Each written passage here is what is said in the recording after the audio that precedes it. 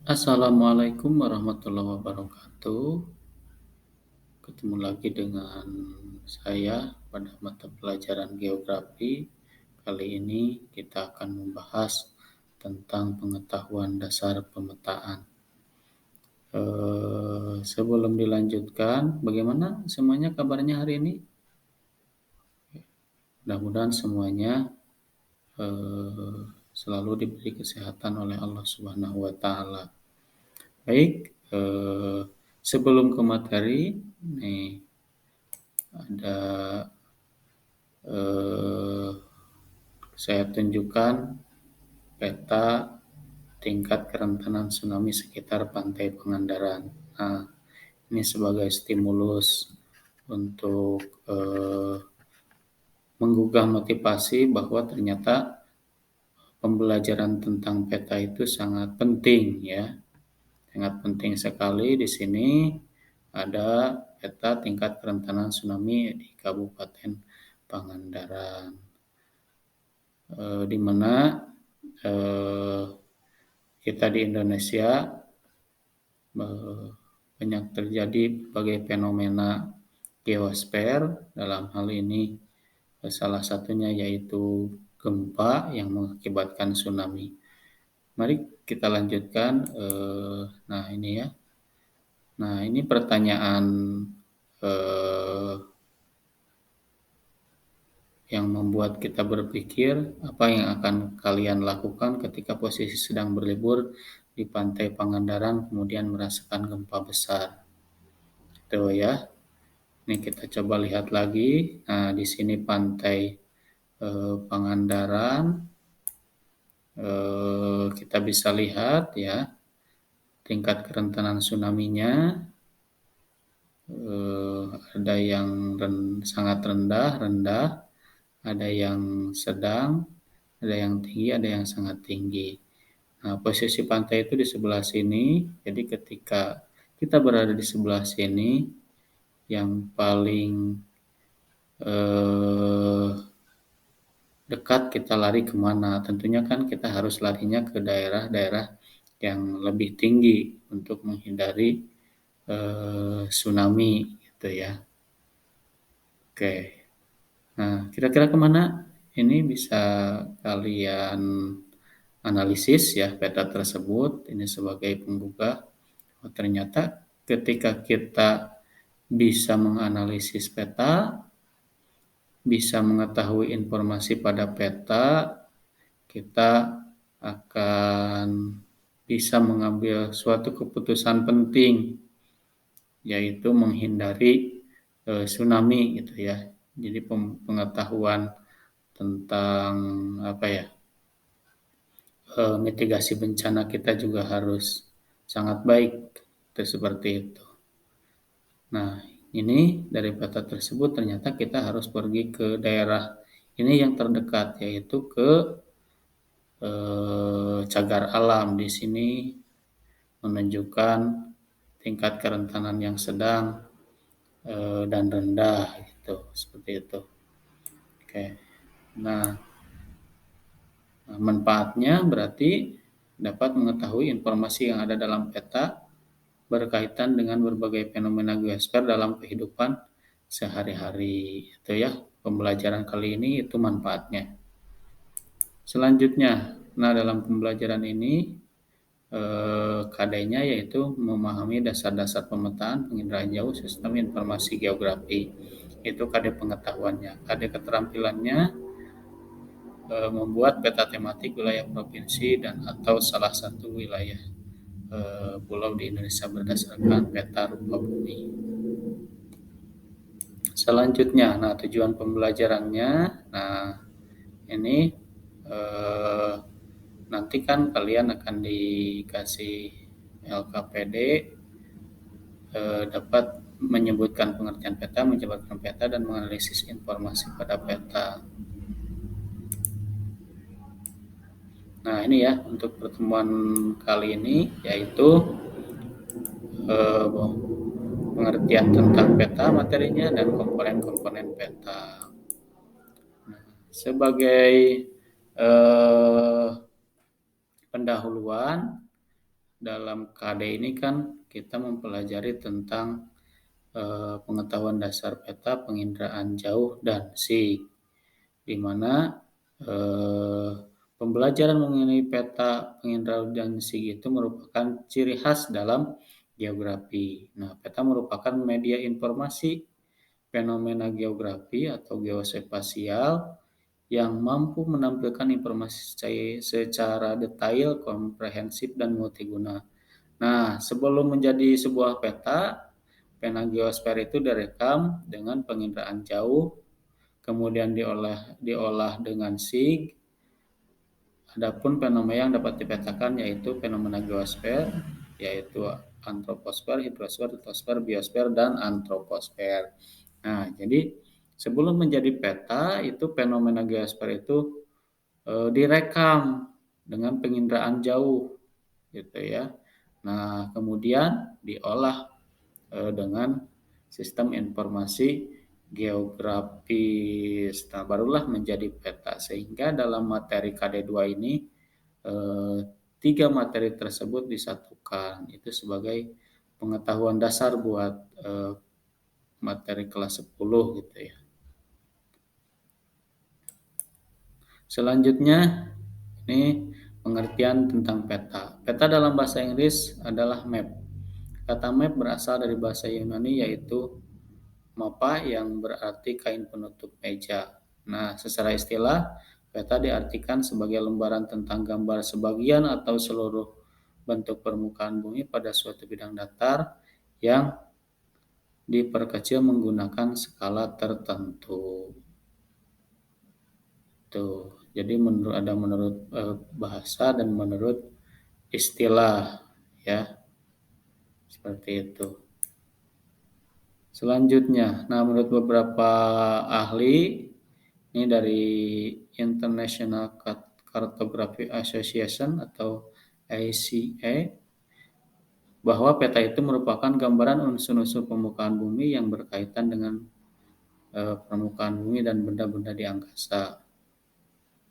Menurut Erwin Rice, bahwa peta tersebut gambaran konvensional kenampakan muka bumi yang diperkecil seperti kenampakan aslinya bila dilihat vertikal dari atas. Peta dibuat pada bidang datar serta dilengkapi dengan tulisan-tulisan sebagai penjelasan. Selanjutnya menurut Sutarjo Surjo Sumarmo, peta adalah lukisan dengan tinta dari seluruh atau sebagian permukaan bumi yang diperkecil dengan perbandingan ukuran yang disebut skala atau kadar. Nah, selanjutnya ini menurut Badan Survei dan Pemetaan Nasional atau Bako Surtanal yang sekarang berganti nama menjadi BG, Badan Informasi Geospasial. Peta merupakan wahana bagi penyimpanan dan penyajian data kondisi lingkungan, merupakan sumber informasi bagi para perencana dan pengambil keputusan pada tahap dan tingkatan pembangunan. Jadi itu ya pengertian peta menurut beberapa ahli. Selanjutnya komponen-komponen peta. Nah, di sini komponen-komponen peta itu ada judul, ada lettering, orientasi, skala, legenda, simbol, inset peta, sumber peta, tahun pembuatan peta, warna pada peta, garis tepi, koordinat, bujur dan lintang gitu ya. Nah, itu komponen pada peta. Nah, yang pertama yaitu judul peta. Judul peta merupakan informasi sesuai dengan informasi pada peta. Karena itu judul merupakan hal yang paling pertama dilihat oleh pembaca peta. Nah, judul tersebut merupakan hal pokok yang utama kaitan dengan bagaimana isi peta tersebut gitu ya. Itu judul. Yang selanjutnya yaitu garis tepi. Nah, ini garis tepi ya. Garis tepi adalah garis yang terletak di bagian tepi peta dan ujung-ujung tiap garis bertemu dengan ujung garis yang berdekatan. Tuh, ini ya. Garis tepi. Selanjutnya orientasi ya. Apa itu orientasi? Nah, merupakan petunjuk arah menunjukkan posisi arah suatu titik maupun wilayah. Orientasi peta biasanya terbentuk tanpa panah yang menunjukkan berbentuk tanda panah yang menunjukkan ke arah utara ya.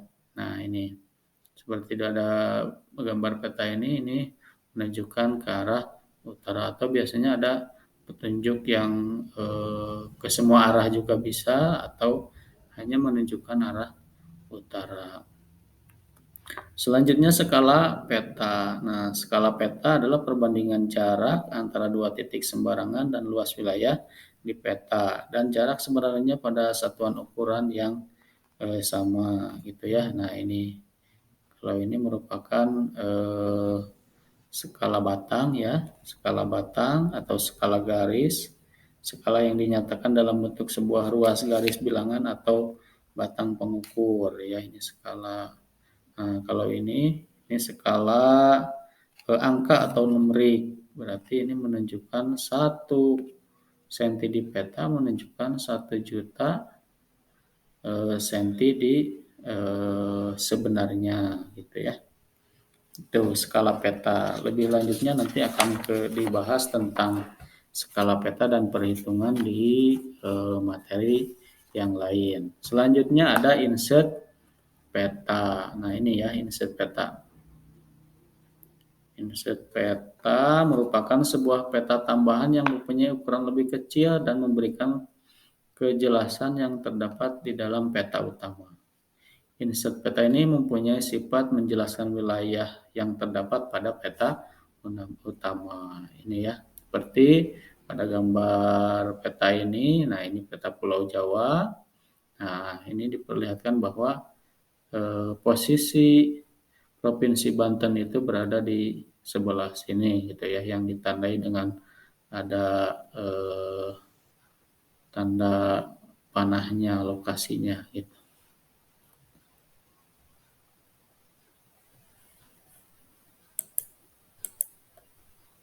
Tuh. Selanjutnya legenda. Nah, legenda pada peta memuat keterangan semua simbol yang terdapat pada peta agar peta mudah dipahami. Nah, legenda ini kalau di sini kan peta sederhana jadi hanya berupa warna-warna ya, ada warna hijau, kuning, dan merah. Nah, legenda pada peta umum biasanya ada menunjukkan ada legenda berupa garis, berupa titik, ada jalan utama, ada jalan biasa, jalan tol gitu seperti itu. Nah, selanjutnya ada titik koordinat. Nah, ini titik koordinat ya. Nah, ini koordinat. Titik-titik koordinat yaitu ada garis bujur dan garis lintang, disebut dengan garis astronomis ya. Ini ditunjukkan dengan satuan derajat biasanya seperti itu. Selanjutnya simbol peta gitu ya. Nah, simbol peta kenampakan peta tidak sama dengan foto. Foto akan menampilkan bentuk apa adanya. Adapun peta menampilkan informasi baik yang tampak maupun tidak tampak. Tuh ya. Jadi syarat-syarat peta yang baik itu ada beberapa ya. Ada syarat-syarat simbol peta, ada kecil, sederhana, dan jelas gitu. Jadi tidak memerlukan banyak ruang pada peta, sederhana, jelas agar tidak menimbulkan salah tafsir bagi pembaca. Selanjutnya lettering ya. Lettering adalah semua tulisan yang bermakna pada peta. Ini lettering tulisan-tulisan peta bahaya longsor Provinsi Jawa Barat gitu ya. Ini semua tulisan-tulisan disebut lettering. Selanjutnya warna pada peta. Nah, warna lazim digunakan untuk menonjolkan perbedaan objek pada peta. Jadi fungsinya untuk menonjolkan objek pada peta ini ya. Perbedaan objek tersebut kemudian digambarkan dengan warna peta. Penggunaan warna peta berbeda ya antara satu dengan yang lainnya. Ini biasanya kalau pada peta umum, nah, warna dasar coklat itu menggambarkan kenampangan relief permukaan bumi, warna dasar biru untuk menggambarkan wilayah perairan, warna dasar hijau menggambarkan kenampakan vegetasi, warna merah hitam menggambarkan kenampakan hasil budaya manusia, itu ya. Itu contoh di sini. Warna putih menggambarkan kenampakan es di permukaan juga bumi. Juga pada warna tersebut pada peta umum biasanya kalau warna hijau daerah dataran rendah, semakin tinggi itu ada coklat dan coklat tua itu semakin tinggi. Nah, di daerah perairan semakin biru tua itu semakin dalam, itu ya, menunjukkan warna pada peta. Nah, selanjutnya sumber data dan tahun pembuatan peta. Nah, sumber data, nah ini sumber peta ya. Sumber peta Citra RSTM, ini contohnya sumbernya. Yang digunakan dalam pembuatan peta. Sumber data memberikan kepastian bahwa peta dan informasi pada peta akurat, jadi untuk menunjukkan akurat. Sementara untuk tahun pembuatan dapat membantu pembaca untuk menganalisis berbagai kecenderungan perubahan fenomena dari waktu ke waktu. Itu ya tahun pembuatan. Jadi tahun pembuatan ini akan menunjukkan kecenderungan perubahannya karena dinamis gitu fenomena-fenomena tersebut sehingga kemudian pada tahun-tahun tertentu tentunya akan berubah. Selanjutnya yaitu pembuat peta. Nah, pembuat peta di sini